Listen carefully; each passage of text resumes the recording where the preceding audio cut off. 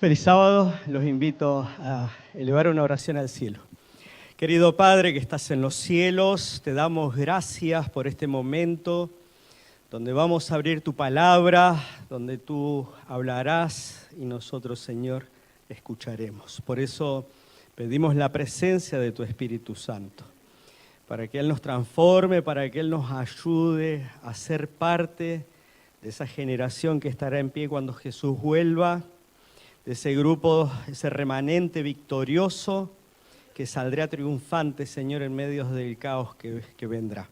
Padre Celestial, dejamos nuestras vidas en tus manos y pedimos esto sin merecerlo en el nombre de Jesús. Amén.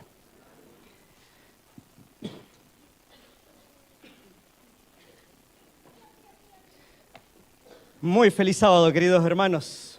Una alegría que podamos estar aquí en la casa del Señor disfrutando de los cantos, disfrutando de la comunión unos con otros. ¿Alguna vez les pasó querer pertenecer a un grupo?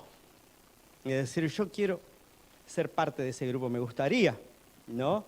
Ustedes capaz que forman parte de algún grupo. Yo formo un grupo de los Cuatitas, por ejemplo, un saludo a mis amigos Cuatitas, un grupo selecto, ¿no?, de pastores ahí que tenemos en WhatsApp, pero grupos, ¿no? Yo quiero hablarles hoy de un grupo selecto, de un grupo especial que va a vivir en el tiempo del fin, ¿no? Y me alegro que esté el hermano Lito porque me pidió él que predique de esto. Así que me alegro que esté. Voy a hablar de los 144.000. No vamos a hablar de los 144.000. ¿Quiénes son? ¿No? ¿Qué características tienen? Hay muchas interpretaciones. Dentro de la iglesia, fuera de la iglesia. Una de ellas dice que son judíos literales del tiempo de Juan. Otra, judíos literales en el tiempo del fin. Otros, los 144.000, son un grupo especial y la gran multitud, otro grupo especial. Y los 144.000 y la gran multitud son el mismo grupo. Entonces, hoy vamos a responder algunas preguntas, pero antes vamos a introducirnos en el texto de Apocalipsis capítulo 7. Te invito a buscar en tu Biblia Apocalipsis capítulo 7.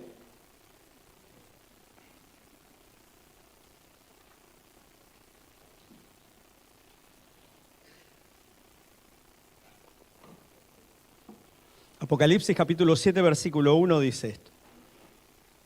Después de esto vi 4 ángeles de pie sobre los 4 ángulos de la tierra, deteniendo los 4 vientos de la tierra para que no soplara viento alguno sobre la tierra, ni sobre el mar, ni sobre árbol alguno.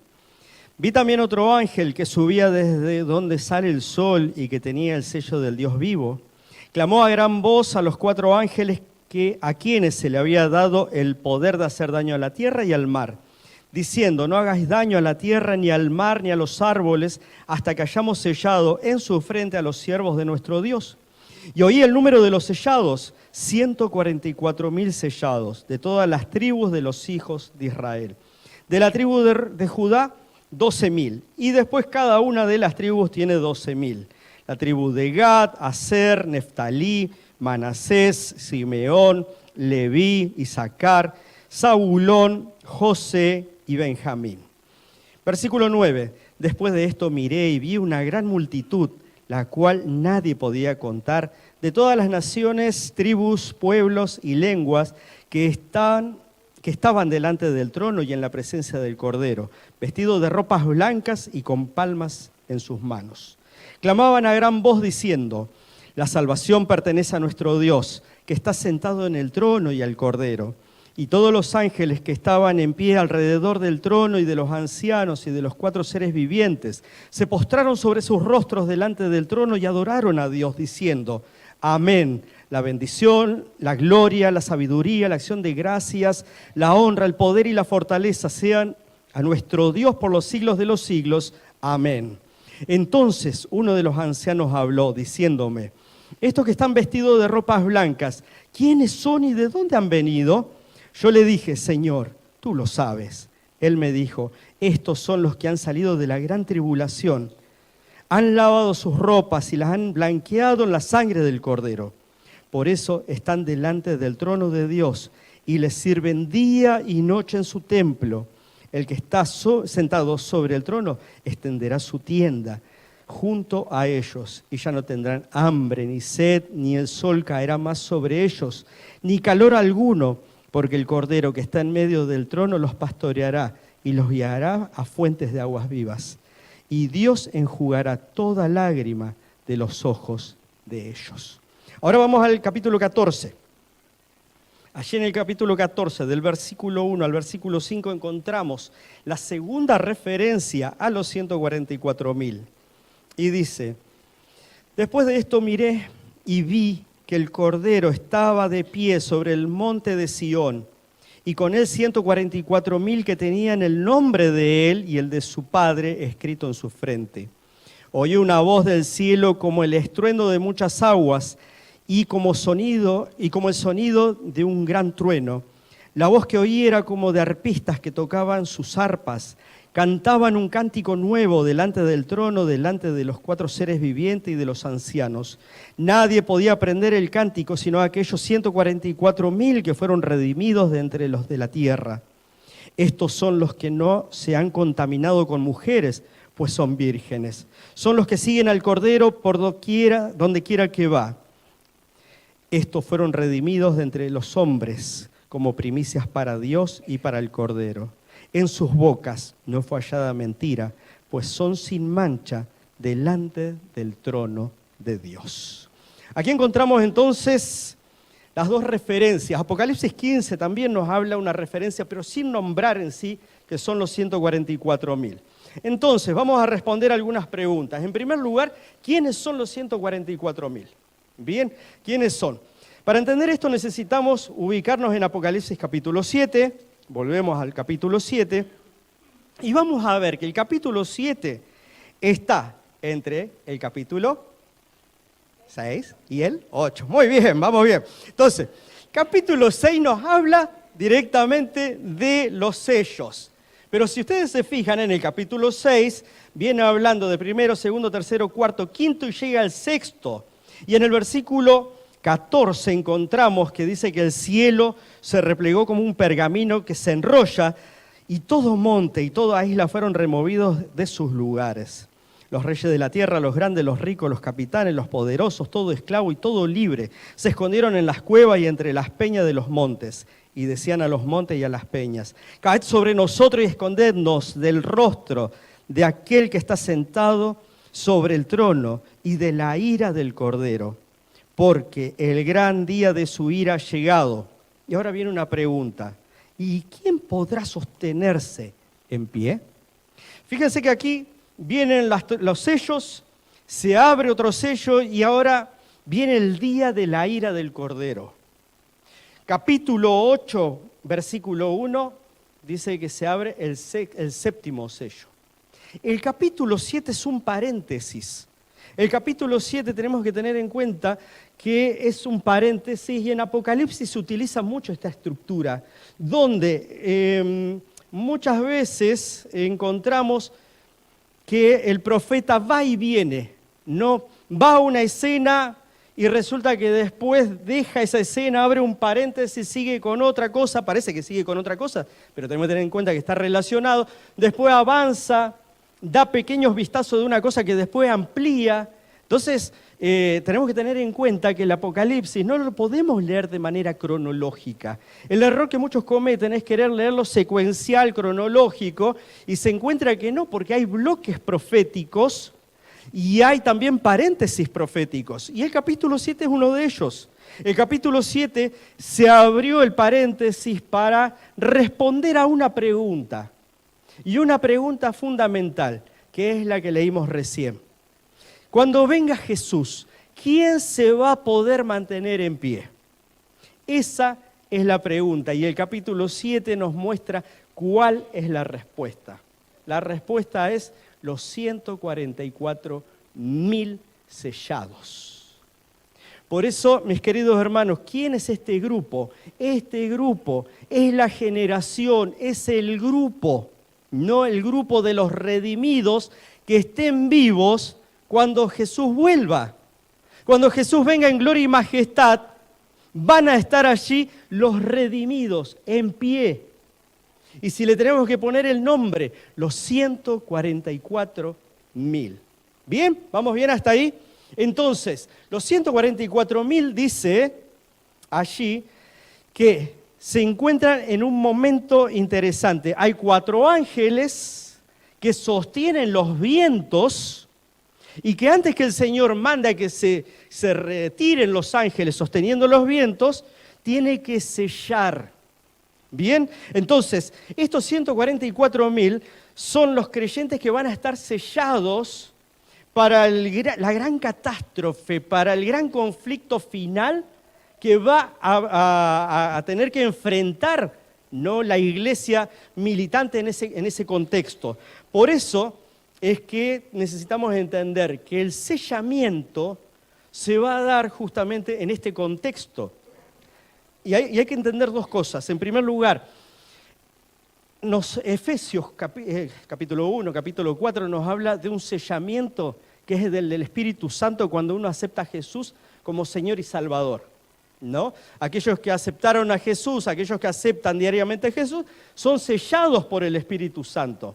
Pero tenemos que entender en cuenta que ahora Apocalipsis nos habla de otro sellamiento, nos habla de otro sello que va a estar en el tiempo del fin, que va a ser para identificar, que va a ser para cuidar, que va a ser justamente para mostrar una diferencia entre los marcados por la marca de la bestia en el tiempo final. Por eso es un sello diferente al sello que hace referencia a Pablo. ¿Vamos bien hasta ahí? Cualquier cosita ustedes levanten la mano y preguntan. Tenemos que tener en cuenta esto. El sellamiento nos lleva a 2 eventos, 2 ecos, dicen los teólogos, ¿no? 2 ecos del Antiguo Testamento. La primera es la del Éxodo, ¿no? El primer eco que podemos encontrar es el del Éxodo, donde están marcados, donde pasa el ángel destructor, ve la marca, pasa de largo. Pero también tenemos que tener en cuenta Ezequiel capítulo 9. Ezequiel capítulo 9, que es en el contexto de la deportación babilónica, de la destrucción de Jerusalén, vemos que el Señor también, antes de que venga la destrucción, sella. Manda un ángel, ¿no? Y le dice que pinte la frente de sus siervos. Entonces era para protegerlos. Y mis queridos hermanos, fíjense que esto es muy importante, porque después se sueltan los vientos, y vamos a la otra diapositiva. Perdón, tengo yo el pasador. Entonces, fíjense que ahora viene lo que conocemos como la gran tribulación. Y hermano, esto es importante que también lo tengamos en cuenta. Capítulo 7 nos dice que viene una persona y le dice, ¿quiénes son estos? Juan le dice, tú lo sabes. Y ahora él le dice, estos son los que salieron de la gran tribulación. Y yo creo que acá me voy a meter en un terreno que a muchos no les gusta.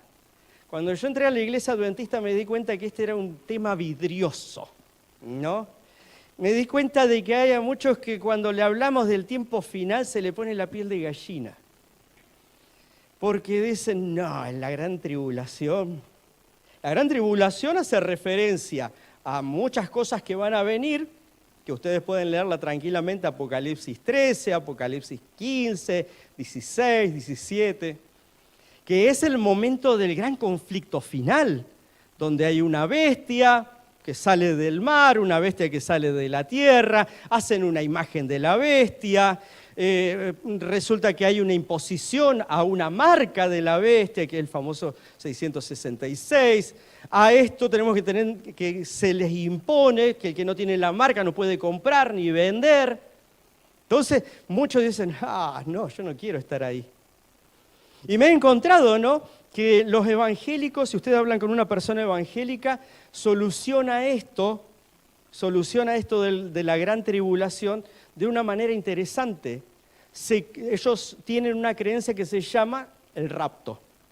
No sé si han escuchado. Ellos dicen que la iglesia de Cristo, para no pasar por la gran tribulación, van a ser raptados. No, entonces, qué sé yo, van acá a la cocina y de repente desapareció Cristian. Era tan santo que el Señor se lo llevó, ¿no? Después el Gus sale para afuera y no vuelve nunca más. Era tan santo el Gus que cantaba tan lindo que el Señor se lo llevó también. Y así, ¿no? Cada uno de los hijos que están preparados son raptados para no pasar por la gran tribulación. Ahora, yo me di cuenta que muchos hermanos adventistas también hicieron una teología para no pasar por la gran tribulación. ¿Saben cuál es? La de la oración. ¿Por qué? Porque oran y le dicen, Señor, llévame, por favor, porque no quiero pasar por ahí. ¿No? Ojalá yo me vaya al descanso, te dicen, así no paso por ese momento. Mis queridos hermanos, si nos toca vivir por ese periodo, por ese momento, somos privilegiados. Si el Señor nos escoge para pasar, no tengamos miedo, porque ya Apocalipsis nos dice que los 144.000 ya están sellados y salen victoriosos. Entonces no tenemos que tener miedo, de que vamos a pasar esto, aquello, lo otro, y lo potenciamos, ¿no? No quiero. Mis queridos hermanos, los 144.000 son el remanente del tiempo final que van a salir victoriosos, que ya tienen la victoria garantizada, tienen la victoria asegurada. Por eso es que ellos salen victoriosos. ¿Y por qué van a salir victoriosos? Fíjense, capítulo 7, versículo 14. Dice, yo le dije, Señor, tú lo sabes. Él me dijo, estos son los que han salido de la gran tribulación. Han lavado sus ropas y las han emblanquecido en la sangre del Cordero. La victoria está en el Cordero. La victoria está en Jesús. Y es por eso que los 144.000 tienen una relación con Jesús, tienen un vínculo con Jesús que nada los quiebra, nada le quiebra su relación con su Salvador. Por eso es que los 144.000, vamos a ver ahora, tienen características especiales, ¿no? ¿Vamos bien? Avanzamos, entonces vamos a ver ahora la otra preguntita. La otra pregunta es, ¿serán judíos convertidos? ¿Serán judíos que se van a convertir al tiempo final? Y esto es porque, fíjense, que hay 12 tribus. Dice de la tribu tanto, entonces, ¿serán judíos que se van a convertir en el tiempo final? Yo les digo que no. Y hay algunas razones. En primer lugar, las 12 tribus que aparecen en Apocalipsis capítulo 7 no son iguales a las que aparecen en el resto de la Biblia. Por ejemplo, en la primera, donde aparecen los 12, es cuando está muriendo el patriarca y les da la bendición, la maldición, les habla a cada uno. Ahí nombra 12, después Números nombra de nuevo, Ezequiel 48, tenés otra lista, pero resulta que ninguna es parecida. Si vos comparás las listas, vas a ver que siempre se saca a uno, se pone a otro. Por otro lado, Apocalipsis 7 no tiene un orden cronológico. Fíjense que no está en orden de nacimiento, sino que está en orden de preeminencia. ¿Con quién comienza la lista de Apocalipsis? ¿Con quién? No, con Judá. Aparece con Judá. ¿Y por qué Judá es importante?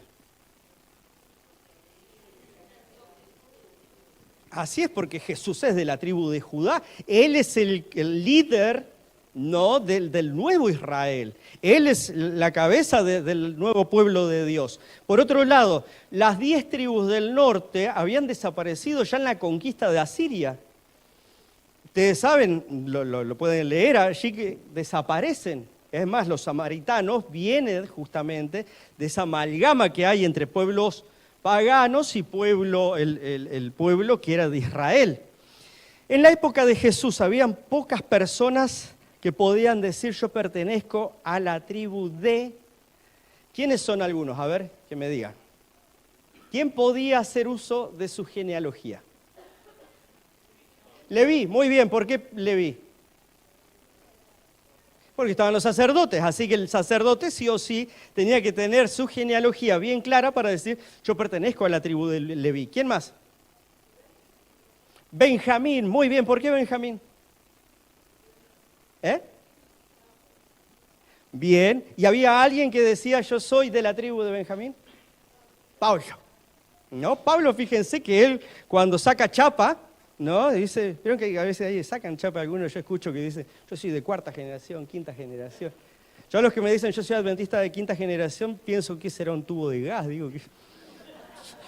Pero bueno, vieron de que acá nosotros encontramos que Pablo dice, yo soy de Benjamín, ¿no? Yo soy de Benjamín. Entonces saca y dice, tranqui, porque yo también pertenezco a una tribu, ¿no?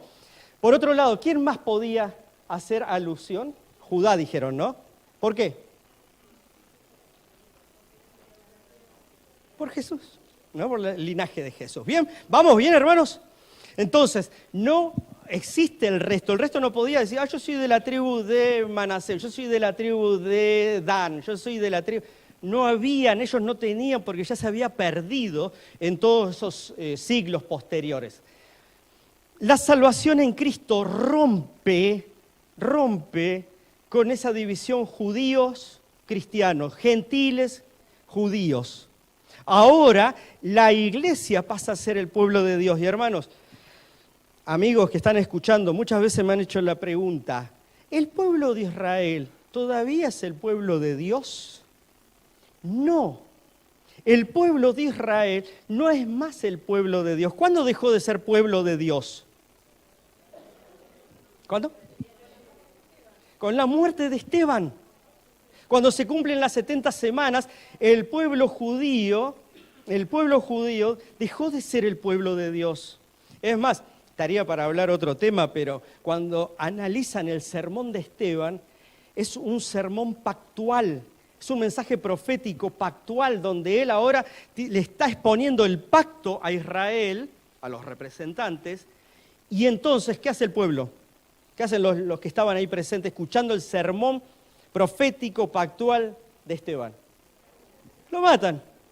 Entonces, a partir de ahí, Israel no es más el pueblo de Dios. Y a partir de ahí, la iglesia compuesta por judíos, por gentiles, por nosotros, pasa a ser el pueblo de Dios. ¿Vamos bien? Por eso es que la iglesia es el Israel espiritual, y Romanos, Gálatas, Santiago nos habla de ese Israel espiritual. Por eso no pueden ser judíos que se van a convertir en el tiempo del fin. Vamos con la otra preguntita. ¿Y por qué entonces usó el número 144.000, no? Y esto tenemos que tenerlo bien presente, ¿no? Porque los números en el Apocalipsis juegan un valor simbólico. ¿Qué números recuerdan ustedes que tienen un tenor, una connotación simbólica? 7, muy bien. 55 veces aparecen en el libro de Apocalipsis. ¿Qué otro? El 4, 3, ¿qué más? El 12, ¿no? Entonces, hay el 6. Entonces, en Apocalipsis los números juegan un rol no simbólico. Y en esto va mucho más porque tenemos de que el 12 está relacionado con el pueblo que realizó un pacto con el Creador. Por eso Dios cuando elige a las tribus de Israel, ¿cuántas tribus son? 12. Ahora, cuando Él va a establecer el nuevo pacto con su pueblo, ¿cuántos discípulos escogió? 12. Hubo uno que apostató y ellos ¿qué hacen? ¿Eligen 2? No, eligen uno para completar los 12 y tampoco dicen, vamos a quedarnos con 11, si 11 está bien, ¿no? Hacemos quórum, uno desempata. No, dijeron no, 12. Porque 12 es el número del pacto, es el número del pueblo del pacto. Entonces tenemos acá 12 apóstoles, las 12 tribus de Israel, justamente por 1000, ¿no? Que 1000 es un número de multitud. El hebreo no tiene un concepto de millón, nosotros hoy hablamos de millones, trillones, billones.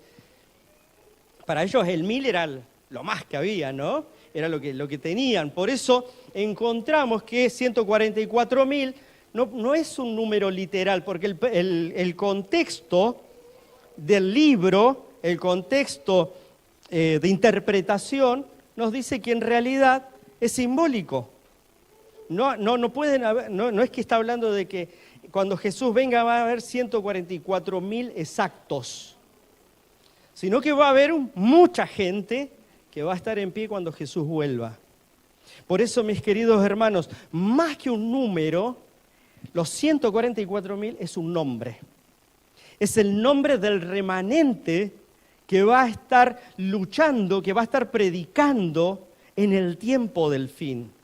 Pero sobre todas las cosas que va a enfrentar la gran crisis final y que va a salir victorioso. Por eso, hermanos, los 144.000 es el nombre que le da la Biblia, que le da el Apocalipsis a este grupo victorioso del tiempo del fin. Vamos con la otra pregunta entonces. Ahora, los 144.000 de Apocalipsis 7 y la gran multitud de ropas blancas de Apocalipsis 7, ¿son los mismos? ¿Son diferentes? Yo les voy a dar mi idea, ¿no? Mi idea es que no son diferentes, son los mismos. ¿Por qué? Porque Apocalipsis usa un recurso retórico, un recurso literario, donde Juan muchas veces escucha una cosa y cuando mira otra cosa que complementa lo que había dicho antes. Por ejemplo, capítulo 1, fíjense, capítulo 1, busquen ahí en Apocalipsis.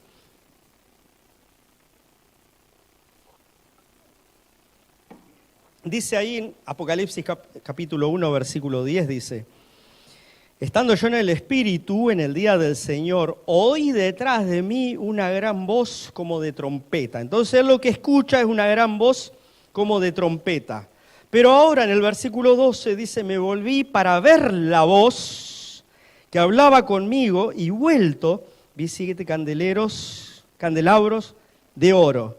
Y en medio de los 7 candelabros a uno semejante al Hijo del Hombre. Entonces, él escucha la voz como de trompeta, pero cuando mira, lo ve a Jesús, ¿no?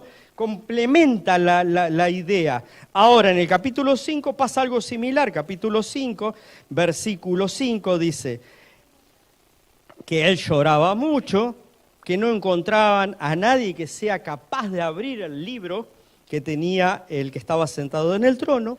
Y en el versículo 5 dice: entonces uno de los ancianos me dijo: no llores, porque el león de la tribu de Judá, la raíz de David, ha vencido para abrir el libro y desatar sus 7 sellos. Entonces él escucha acá que hay un león que ganó, hay un león de la tribu de Judá que va a ser el victorioso, que fue el victorioso y va a abrir. Pero ahora dice en el versículo 6, mire y vi en medio del trono y de los 4 seres vivientes y en medio de los ancianos, estaba en pie un cordero como inmolado que tenía 7 cuernos y 7 ojos, los cuales son los 7 espíritus de Dios enviados por toda la tierra. Entonces él escucha de que le dicen: tranquilo, que el león de la tribu de Judá ya ganó. Pero resulta que cuando se mira, ¿qué ve? Ve un cordero, y encima un cordero degollado, con 7 ojos, con 7 cuernos. ¿Qué pasó? ¿No era un león? Entonces, fíjense que en el capítulo 21 también encontramos en el versículo 9, dice: entonces vino a mí uno de los 7 ángeles que tenían las 7 copas llenas de las plagas postreras, y habló conmigo diciendo: ven acá, te mostraré a la desposada, la esposa del Cordero. Y ahora en el versículo 10 dice: me llevó el Espíritu a un monte grande y me mostró la gran ciudad, la santa Jerusalén, que descendía del cielo de parte de Dios. ¿No? Le dice una cosa, resulta que cuando él mira, complementa la idea, ve que era otra cosa. Ahora, vamos con los 144.000. Él escucha, dice en el versículo 4, capítulo 7, versículo 4, y oí el número de los sellados, 144.000 sellados de todas las tribus de los hijos de Israel. Pasa la descripción de las tribus, y en el versículo 9 dice: después de esto miré y vi una gran multitud. ¿No? Por eso hay un recurso literario donde él mira, escucha una cosa y cuando ve otra. Y acá ve la gran multitud, ¿no? Que no se podía contar, de toda nación, tribu, lengua, pueblo. no pueden ser judíos, no tampoco porque es de todos lados. Por eso, mis queridos hermanos, son lo mismo, ¿no? Vamos con la otra, porque veo algunos que tienen cara de hambre. Entonces, esto es lo más importante, hermano. Se pueden olvidar del resto de lo que dije, pero de esto no quiero que se olviden. ¿Qué características tendrán los 144.000? ¿Qué características? ¿Cómo nosotros podemos ser parte de este grupo de creyentes, ¿no? Y la primera característica dice que van a estar sellados. Van a estar sellados. El sello del Dios vivo. Y mis queridos hermanos, nosotros sabemos que en el tiempo final va a haber una marca de la bestia y un sello de Dios. Sabemos que la marca de la bestia va a ser la adoración en un día falso, ¿no? Un día falso. Y sabemos que es el domingo, el día falso que la cristiandad ha adoptado y que en el tiempo del fin se va a imponer. Sello de Dios va a ser el sábado, la adoración en sábado. Y esto es algo que me preocupa, hermanos, me preocupa, queridos amigos que nos están mirando, porque hay cosas que me preocupan a mí como pastor y como padre también, ¿no? Porque ellos son la iglesia, mis hijos también. Y es el tema del sábado. Nosotros, hermanos, somos expertos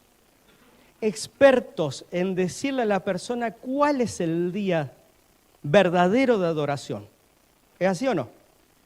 Somos expertos, nadie nos gana en eso. Nosotros le podemos mostrar de Génesis y Apocalipsis que el día verdadero de adoración es el sábado. Pero ¿saben cuál es nuestro punto flaco, creo? Esto lo digo. ¿Cómo adorar en sábado? Y sobre todo, ¿cómo disfrutar del sábado? ¿Cómo hacer para que el sábado sea el mejor día de mi vida, el mejor día de mi semana? Donde nosotros se esté poniendo el sol y no lleguemos con la lengua afuera porque ya nos damos más y ya entramos mal al sábado, ¿no? Porque sí tuvimos que hacer corridas de acá para allá y de allá para acá y llegamos al sábado, pero con las pocas fuerzas que nos quedan y después el sábado venir a la iglesia, levantarse temprano, está frío. A mí me preocupa, y ni hablemos de la tarde, ¿no? Ni hablemos de qué hacemos en la tarde. Entonces, la adoración en sábado es algo que nos está costando. Y en el tiempo final, el sábado va a ser el punto crucial. Porque ahí en el sábado es cuando se va a ver realmente quién adora el sábado, no quién guarda el sábado. Porque yo muchas veces digo, guardar el sábado es una cosa, pero adorar el sábado es otra. Muchas veces hemos pensado que guardar el sábado es decir, bueno, voy a la iglesia a la mañana y a la tarde hago cualquier otra cosa que me distraiga o no trabajo. Pero el otro día nada más hablábamos, ¿no? de este tema del estilo de vida, o con los chicos hablábamos de ir a un cumpleaños en sábado. No. Y ellos decían, ¿por qué no podemos ir un sábado a un cumpleaños? Y ahí tenemos que con Vane hacer malabar y empezar a explicar y empezar. Porque no es para adorar, el sábado es un día de adoración, no es un día para mí. No, pero puedo ir a otro lado, total, estoy tranquilo, relajado. No, tenés que ver qué es lo que Dios quiere, no lo que vos querés. El sábado es para adorar, es para disfrutar, es para estar en la iglesia sirviendo al Señor, es para poder venir a la iglesia y disfrutar a la mañana, pero también a la tarde si hay reunión con mis hermanos. El sábado, por eso, miren, el otro día tomé una materia, ¿no? Que se llamaba Historia del Adventismo, y me llamó la atención y lo voy a tratar de conseguir, pero habían unos puritanos, ¿no? En Norteamérica, 1600, 1700, que ellos dicen que tenían un tratado de 400 páginas de cómo guardar el sábado. Ellos le enseñaban a su gente cuál era el día de reposo, pero también le enseñaban cómo guardarlo, cómo disfrutarlo. Por eso yo te pregunto, ¿vos lo estás disfrutando el sábado? ¿Es el día más lindo de la semana en tu vida? Porque si hoy vos no lo estás disfrutando, si hoy para vos es un peso, una carga, una responsabilidad, cuando venga el tiempo del fin, te digo que vas a quedar en el zarandeo, ¿eh? Porque hoy tenemos que aprender a vivirlo, hoy tenemos que aprender a disfrutarlo. Y ese va a ser el sello de Dios, ¿no? El sello del Dios vivo. Mis queridos hermanos, se nos va el tiempo. Dijimos que van a ser vencedores por la sangre de Cristo, pero acá viene otro tema. Dice que tienen el nombre de Dios y del Cordero en sus frentes. ¿Y qué es el nombre en la Biblia? Carácter. ¡Pah! Acá podríamos estar todo el día, toda la mañana. El carácter de Dios y el carácter de Jesús. Los 144.000 van a mostrar al mundo el carácter de Jesús en su vida. Ahora, ¿qué carácter estamos reflejando a nuestros amigos, a nuestros vecinos, a nuestros hijos, a nuestros padres? ¿Qué carácter tenemos? ¿Qué carácter es el que le mostramos no al mundo? Es el carácter de Jesús. Por eso, mis queridos hermanos, nuestra prioridad tiene que ser reflejar el carácter de Jesús hoy. Porque si no reflejamos el carácter de Jesús, no vamos a ser parte de los 144.000. Hoy es donde tenemos que mostrarle al mundo quién es Jesús. Pero no de palabras, sino en mi sonrisa, en mi vida diaria, en mi acompañamiento. Por eso no es tarea sencilla. Necesitamos orar más, necesitamos clamar más para que el Señor realmente pueda transformar nuestro carácter. Vamos con otra característica. No se contaminan con falsas enseñanzas. Acá hay, pero para ser dulce, ¿no? Hoy que hay falsas enseñanzas, uno abre YouTube y ya se encuentra que fulano dijo esto, que mengano dijo lo otro. Sí, hermana Lina.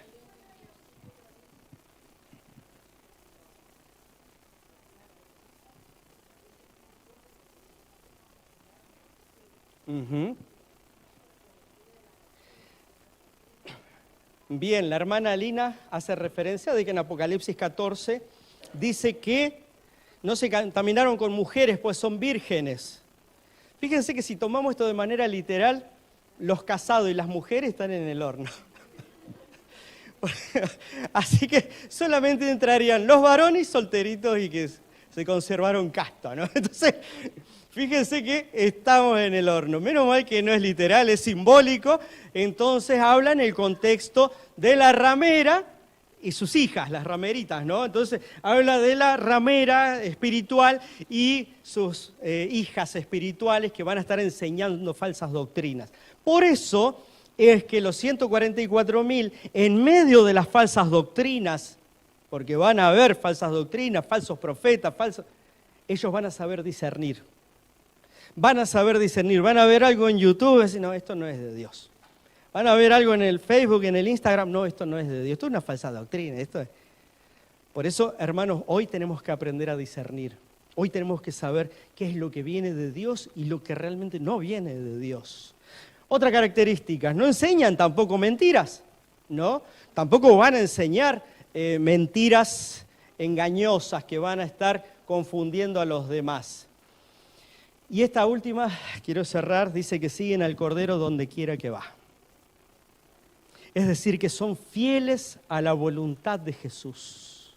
Siguen lo que el Señor quiere para sus vidas, lo que Dios desea para ellos. No están renegando, digo, oh, Señor, ¿por qué tengo que hacer esto? Oh, Señor, ¿por qué me pedí esto? No, yo voy a hacer la mía. No, son obedientes. Y el Señor les dice, vayan para allá, van para allá, hagan esto, hacen eso. Son personas que tienen una relación con Jesús, tienen un vínculo con Jesús, que nada rompe. Son auténticos cristianos, son auténticos hijos de Dios, fieles a la palabra del Señor. Por eso, mis hermanos, quieren estar entre los 144.000, quieren ser parte de ese grupo.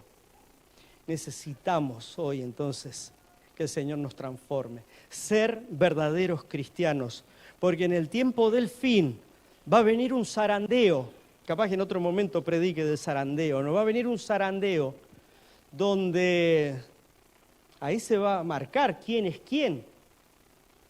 Y alguien me dijo, ¿no?, cuando vino la pandemia, no, este es el zarandeo que habla el Señor. Eso fue un zarandeíto chiquitito, lo de la pandemia. Eso fue cosita de nada, diría el cordobés, ¿no? Nah.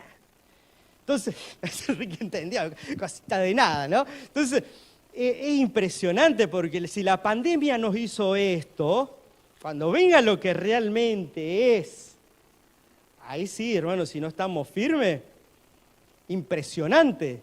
Entonces, mis queridos hermanos, hoy tenemos que ser verdaderos cristianos, auténticos cristianos. ¿Conocen la historia de Ángel Enrique Raposo? El farsante más grande de fútbol de la historia. Estamos en el contexto del fútbol.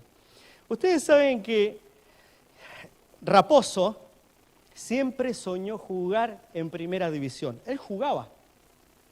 Y empezó a codearse, empezó a ser amigos de las personas, de grandes futbolistas que jugaban en primera división. Y él empezó a creerse de que era un gran futbolista de primera división. Y cuando se juntaba con las personas le decían, no, yo soy un gran futbolista. Ah, sí, ¿dónde jugaste? Y él decía que había jugado en Argentina y que había jugado, ¿no?, en Talleres de Córdoba y que había jugado en Independiente. Y en 1984 él decía que habían ganado la Intercontinental. Y él mostraba una foto, ¿no? Él mostraba una foto y en la foto había uno parecido a él. Entonces, ¿qué hicieron? Lo ingresaron en primera división en Brasil, ¿no? Lo ingresaron justamente en el Flamengo. Resulta que después lo mandan a México, lo mandan a Estados Unidos, sin nunca haber terminado un partido. Le llamaban el Kaiser. Ustedes búsquenlo, está en YouTube, en todos lados. Llamaban el Kaiser. Le dice que los clubes se disputaban, ¿no?, el fichaje de este, porque dice que todo el mundo lo conocía como el jugador, pero nunca había terminado. Siempre salía lesionado o le agarraba algo que no lo dejaba terminar el partido. Después lo mandan a Francia, ¿no?, en el Ajaccio francés, y después vuelve a Brasil, donde pasa otra vez en el Bangu. Por ejemplo, en el Bangu fue interesante porque cuando hacen toda la presentación de él, todos los aplausos de que entraba el Kaiser, dice que hizo había arreglado con alguien del público para pelearse, y entonces se pelearon re feo y los terminaron expulsando, así que no jugó, y después siempre iba inventando historias para no jugar. Pasó por el Bangu, América, Vasco da Gama, Fluminense, Palmeiras y Guaraní, hasta que a los 38 años dijo, hasta acá llego. No, 20 años en primera división sin haber jugado un partido entero. Fíjense lo que decían los amigos, los futbolistas que estaban con él, ¿no? Fíjense lo que dice ahí el diario, ¿no?, que ya el Bangu tiene al rey, ¿no?, a Carlos Kaiser. Dice, quería estar en el medio de los futbolistas, quería ser considerado futbolista, pero no quería las responsabilidades de un futbolista. Otra, el Kaiser era un enemigo del balón. En el entrenamiento le pedía a algún compañero que le pegara una patada y así iba a la enfermería. Pero esta última es interesante. Quería ser jugador y no quería jugar. Hermanos, él dijo lo siguiente: me siento culpable de no haber cumplido con las expectativas de la gente. Mucha gente buena creó expectativas a mi alrededor y nunca obtuvo resultados. ¿A qué voy con esto, hermanos? Yo calculo que ustedes ya entendieron. Podemos venir a la iglesia, podemos estar en junta, puedo ser pastor, podemos estar acá hace años y no ser cristianos. Podemos no ser cristianos reales, comprometidos, entregados en la causa del Señor. Si este hombre estuvo 20 años en primera división y los equipos se peleaban y nunca fue un futbolista, nosotros podemos venir acá y también disimular que somos buenos cristianos, que soy buen pastor, que esto, aquello, lo otro. Lo de buen pastor no lo puedo disimular, ustedes saben que soy salame. Pero podemos disimularlo, pero en el tiempo final, cuando llegue la crisis final, ya no vamos a poder disimular más. Por eso, mis queridos hermanos, hoy es el momento de jugar todo, de poner todo en la cancha, de poner todo en la obra del Señor, poner mi vida al servicio del Señor, para que podamos estar preparados para aquel gran día cuando Jesús vuelva a buscarnos. Mis queridos hermanos, ¿quedó claro lo de los 144.000? Es el grupo final. Es el grupo final que va a ver venir a Jesús en gloria y majestad. Los 144.000 es otro nombre del remanente final que enfrentará el conflicto final contra el dragón y las bestias de Apocalipsis 13. Ellos saldrán victoriosos y estarán en pie cuando Jesús vuelva en gloria y majestad. Por eso allí el versículo 17 del capítulo 6 dice: ¿quién podrá sostenerse en pie cuando venga el gran día de la ira? Los 144.000. Nosotros. Yo quiero ser parte. Yo quiero que vos también seas parte. Aquellos amigos que nos están mirando, quiero que también sean parte de los 144.000. Si es tu deseo, si es tu anhelo formar parte de este grupo, te invito a que puedas acompañarme en esta oración. Querido Padre que estás en los cielos, te damos gracias por la vida. Gracias por el libro de Apocalipsis. Gracias porque encontramos un grupo victorioso, el remanente final que va a estar en pie en aquel gran día cuando vuelva Jesús. Señor, hoy es el momento de prepararnos, no solamente de venir a la iglesia, no solamente de guardar el sábado, de hacer actividades para la iglesia, sino ser cristianos reales, ser cristianos comprometidos, Señor, con tu palabra. Queremos hoy prepararnos para ser parte de esa generación que va a ver venir a Jesús en gloria y majestad. No es fácil, Señor. Tenemos muchas tentaciones, muchas cosas en contra, pero confiamos que podemos ser victoriosos por la sangre del Cordero. Padre, bendice aquí a la iglesia del centro, bendice a los amigos que nos están escuchando. Queremos pedirte, por favor, que nos ayudes a ser victoriosos cada día y en aquella gran tribulación, Señor, que pronto vendrá. Padre, dejamos nuestras vidas en tus manos, en el nombre de Jesús. Amén. Que tengan un hermoso sábado, muchas bendiciones.